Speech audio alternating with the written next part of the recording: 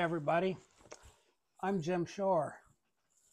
I am so sorry that I can't be with you in person, but through the wonders of modern technology, I'm able to be with you in spirit. Um, you know, my association with HaddonHall and these two wonderful men, Hugo and Eugene, started in 2008, I believe, is when they first got started selling some of my artwork, and shortly thereafter, we actually had um, a face-to-face meeting, and I absolutely loved these men from the very first time I ever met them. Of all the people that I've met tens of thousands and hundreds of retailers and people all over the globe, from Australia, across the states, around Europe and everything. Every once in a while, I'll come across people that are just unforgettable, that are truly, they transcend just simply business, and it becomes a friendship. And Hugo and Eugene are at the top of that list. Um, the times that I've had at their shop there in Holland are just absolutely wonderful. Jan and I both just love these men. And see, early on, the first time we did the signing, um, one of the things that they gave us was a Delft plate, which I was very touched. I mean, we do so much to try to help others, to give, and it's very rare that somebody thinks enough of us or what we do to to give us something like that is from their heart to ours, and it really touched me. And we have it on display in our kitchen. And on that visit, I remember it so clearly. When we left, it was such an emotional time that we hugged each other, and we actually shed tears because we were leaving, but with the promise that we would be back. Now, we did in fact come back, and the second time we did the signing there, Hugo and Eugene both gave us another plate, and it was a rendition of one of Rembrandt's paintings, and it was of a young child. And they said, if you come back, we'll give you the matching plate, and then you'll have the set. That'll be the mother. Okay. Now these were plates this big. Okay, and once again, we have them on display in the kitchen, and we talk about them all the time. And when people tour the house or people come, that's one of the things that we point out, and we tell them all about our experiences there at HaddonHall with not only Eugene and Hugo, but all of you. You've made such a lasting impression. Now, what happened though, between that visit and the next visit, COVID happened. Okay, so that sort of put the brakes on our ability to travel and to visit people in person, and so we relied, much like we're doing today, doing virtual signings and virtual events and that sort of thing. And so it was a number of years between the one visit and the next. So as soon as the travel restrictions and everything were lifted, we said, okay, we're doing the signing tour. Where are we going to go? Well, I said, let's pick out about 30 places to go around the world, including, first and foremost, HaddonHall. So it came to pass that yes, we did. And I thought, well, they probably won't remember that promise they made about the plate, but that's okay. It's been a while. Lo and behold, after the signing, we had a get together with everybody, and they said, oh, we have something for you. It's fulfilling a promise that we made, and they brought out the plate. And I was so touched, it brought tears to my eyes. It was it's just so heartwarming to be in a position like I am as an artist and to be able to touch so many people and have them appreciate what I do as much as Eugene and Hugo do, and all of you. And I appreciate everyone so very much, because this is a two-way street. You know, to me, this is not just a commercial endeavor. And I know that Eugene and Hugo share my sentiment on that. It's a passion, and they're in the shop there. You can go and tour the museum part of it, you know, where they have collected rare vintage pieces of mine from years back. Some of the pieces they have there, that's the only place that you'll see them. And so it's just gratifying to know that they put together such a thing that they didn't have to. I mean, that's the thing that I find so heartwarming, is the fact that they think highly enough of the artwork and of me personally to put together that kind of collection, so that everybody can enjoy it and get a little bit better understanding of what my artwork's about and how I do it and what I'm all about. You know, because see, the connection that I have, that I've established as the artist with all of you, is so unique that there's a number of times I've done signings. They're in Holland or in Belgium or in Germany or in France, and people will come up that don't even speak English. We can't communicate verbally except through a translator, but we communicate because of our enthusiasm for the art and this love of the art, you know, and we have there's a warmth between us that is emotional. It's heart to heart, you know, and I just am so delighted to be a part of the lives of these two men, because they certainly are in our heart and a part of our life and our experience. Certainly as an artist, I mean, they have enriched my life the way I hope that I have, through my artwork, enriched theirs and yours. So, okay, for now I'm gonna sign off, but enjoy the day, and just know that sooner rather than later, I'll come over there. I promise, when I come to Europe, I will come there and be able to see a lot of you in person, and also the two men that I just love the most, and that's Eugene and Hugo. So bye for now.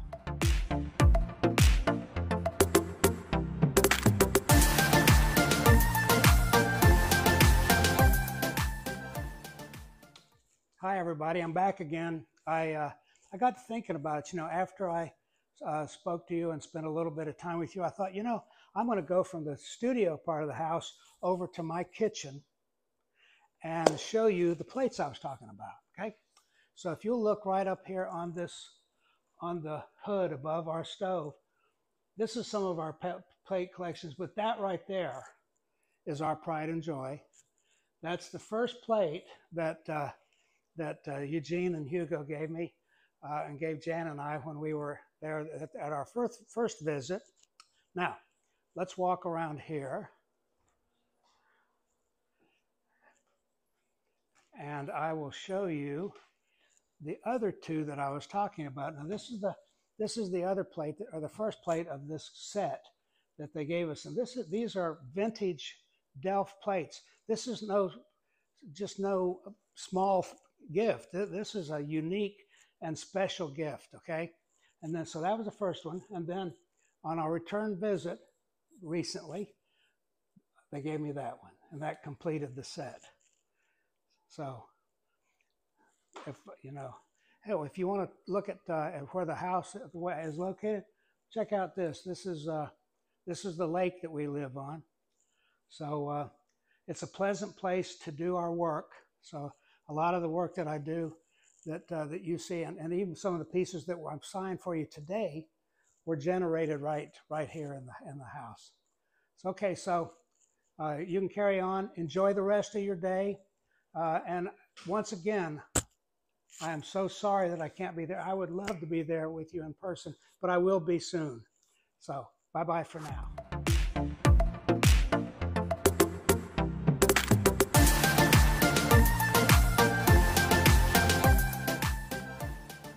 Hi, everybody.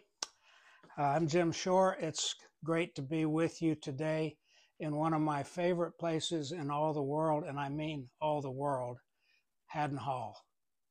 You know, I do occasionally these signing tours, and one of my favorite places to come when I'm in Europe is HaddonHall. I love the people there. I love Eugene and Hugo, and they've become such good friends and so close and so part of my heart. And by extension, that includes all of you too. So what I want to do is I want to just take a few moments and just show you a few of the pieces that you all will be seeing there in the shop. Talk a little bit about them, you know, what how they came about and that sort of thing. Now, there's obviously, as you well know, there's so much more to see. But these are, I picked out a few of my favorite pieces here to show you kind of a mix of some of the things that are, some of it's Heartwood Creek, some of it's the co-branded pieces we have. I'll start, let's start with this one. This is I think, a unique piece in that it's based on, loosely on the carved by heart concept, which I have a backdrop, you know, that's relevant to the subject, and then I have the characters in front. Of course, this is Tui and Moana, and so forth. So the thing that makes it unique, I think, is the fact that this wave we've cast it in a clear resin, so you can see it actually has a water effect. It's a very effective piece if you like. If you like that subject, or if you want something dramatic to add to your collection, you know, this would be a good piece for it, because this is a real centerpiece. This here is one of the carved by heart pieces. It's got, simulates the, you know, the carving coming right out of the log, which I've done so many times, and it's got, you know, my signature elements to it. But this is of course sort of a snapshot in time from the movie Bambi. It's an old movie, but it's one of those movies that you can watch even today, and it seems current. You know, it's so well done. Okay, this is one of the elegant pieces, and I love the scale of this. You know, and on these pieces, and it's the entire collection. We'll eventually do the entire array of princesses. All 14 of them is what I have on my list, and already we've done about 4 or 5, and this is one of my favorites. As you can see, it's got some of the main characters, you know, from the movie Little Mermaid. Yeah, and it maintains this sort of slight rustic flavor with the facets of the carving actually not being smoothed out and finished, but still there, which gives you sort of a kind of a visual texture when it is dry brushed the way we do. And we use crystals. These are Swarovski crystals that we use in these things, so it really makes for a pretty piece. And I'll tell you, when they're all together, it's a pretty impressive collection. You know, if you've got the space for it, that's really the thing to do. Okay, here's another one that is a little bit on the large size. This is one of our favorite subjects that sort of came about by accident. I was doing a little something one day, just carving out some cute little things, and happened to carve a gnome which looked like an upside down ice cream cone with a nose, and everybody loved it so much that we started doing them in a lot of different subjects. This is a gardening theme, and this actually can be put outside because it's coated with a UV inhibitor that allows the color to stay fast and true for quite a long time. Okay, this is another one while I'm on the subject of gnomes. This is the gnome that, yeah, as I told you, you know, we do it for all different seasons. We did gnomes around the world. We've done gnomes in the kitchen. We've done gnomes doing in sports. We've done celebrating all of the seasons. And this is for Halloween, which in the States is a big deal, and it's a lot of fun.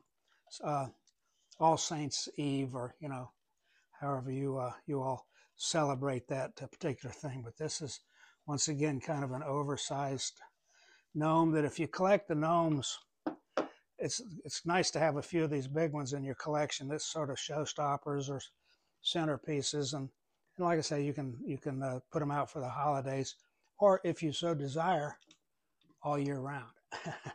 Okay, this one, now this is a unique piece, and what this is a collection of the of some of the princesses. We've got 6 of them there represented in front of the castle that is stylized almost in the Small World style.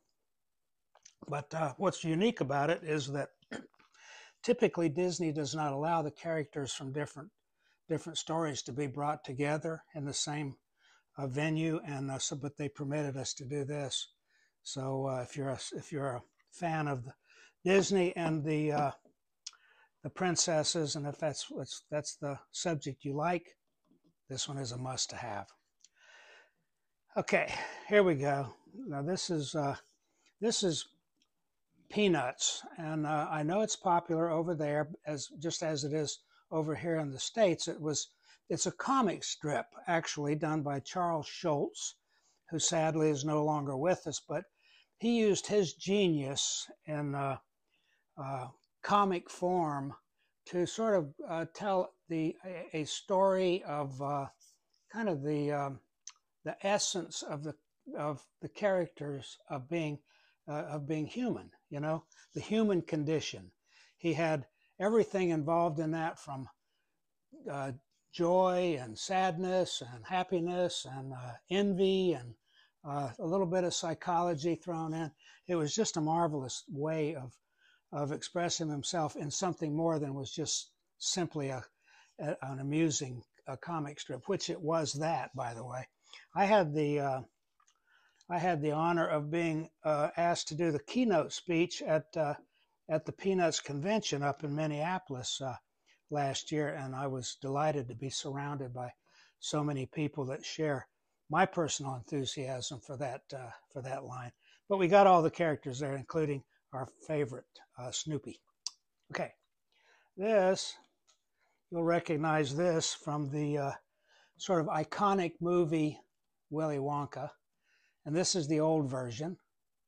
So you'll see the characters there. And then I think the thing that's unique about this, it's one of those ones where I'm able to create a scene and then put the characters in front of the scene, so it sort of tells the complete story. And in this case, I've got the factory back here in the background, as you can see. And then the ironwork that welcomes the people into the factory. It's Wonka, you know. And then this is actually metal here. So it forms a very interesting multimedia piece, or medium, I guess, multi-medium piece. And then the characters are in front, okay? And now, this is the last piece I'm going to show you. But like I said, walk around. There's so much more.